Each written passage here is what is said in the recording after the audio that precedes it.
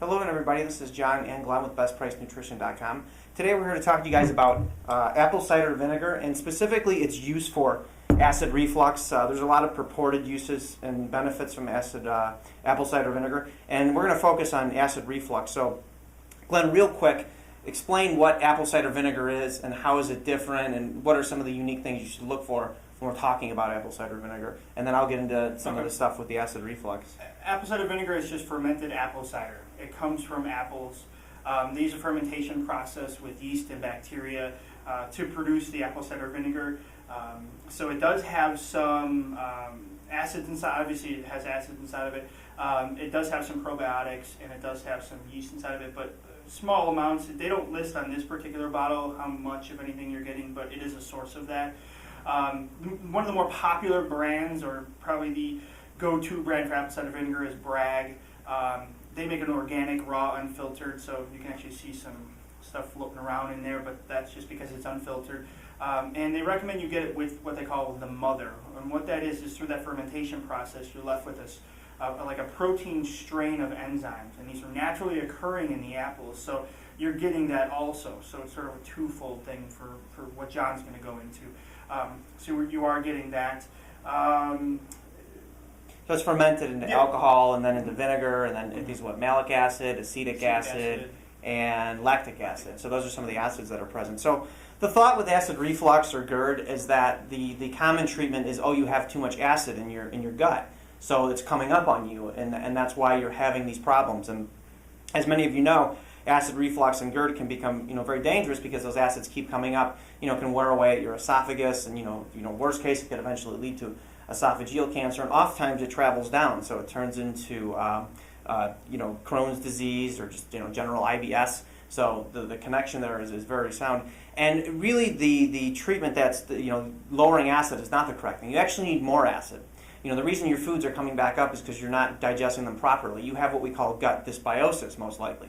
Gut dysbiosis means that your gut bacteria are out of balance. You don't have enough good bacteria there. And the byproduct of a lot of the good bacteria that live in your gut is going to be acid. Those are the acetophiles. So they produce more acid, more hydrochloric acid in the body. Apple cider vinegar is going to be a source of these acids, and the acids that Glenn mentioned that comes from them is that they're going to make the environment such that they're more favorable for good bacteria. Bad bacteria don't live as well in that environment. So you're kind of making your gut a petri dish for bad guys. And part of the problem with a lot of the bad bacteria is, as it builds up and you have this dysbiosis, is it can lead to other problems because that bad bacteria, when they break down things in your GI tract, they produce toxins and things like lipopolysaccharide and things like that, which affect hormones like ghrelin and leptin. So they increase hunger, but yet you don't get the signal that you're full as quickly. So there's a lot of research going on at NYU. I believe the Blazer Lab has done a big project with the gut microbiome, but specifically as well with links to obesity. There's something called the gut-brain axis.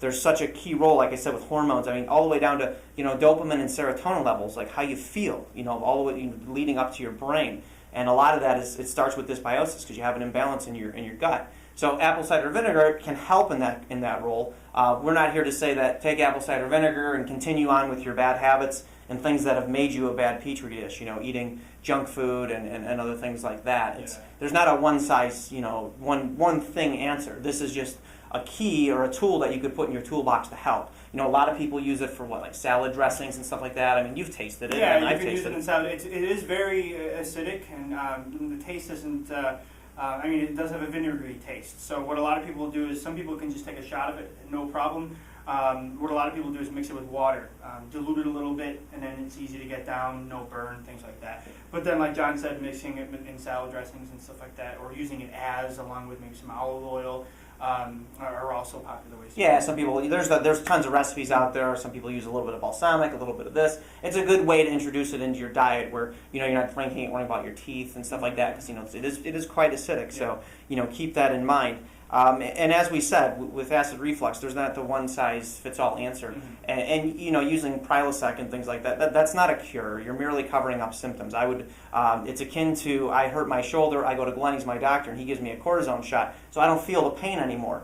But yet I'm going out and I'm doing things to it to cause more damage. And I say, Glenn, it hurts again, and he gives me another shot. Well, that's basically what you're doing when you keep taking those pills. You're blunting the acid. You're not getting those symptoms. Those symptoms are there to tell you, hey, there's a problem here, and you need to fix it. So it's not just you read stuff. Hey, what are my trigger foods? Tomatoes and things like. It's not just that. You can't digest them because you've got a problem down below, and you need to fix it. You need to clean up your diet. You need to figure out other things, and we have other videos and things, and we're happy to answer those questions if you want to post in the comments. We can give you some tips and things like that. But we just don't want to sit here and promise you and say, hey, you take this and all your problems will go away. No, the ultimate fix in the long term is to fix your diet. This could be one of the tools that goes within it. So should definitely help with that. Then. So I think we covered it. Again, we can go on and on about acid reflux and its other links to other diseases. The importance of gut health. It's extremely important. So if you're willing to do other things in your diet, to clean it up, not you probably have to eliminate the amount of sugar that you take in because that's what these bad bacteria are feeding on. The yeast.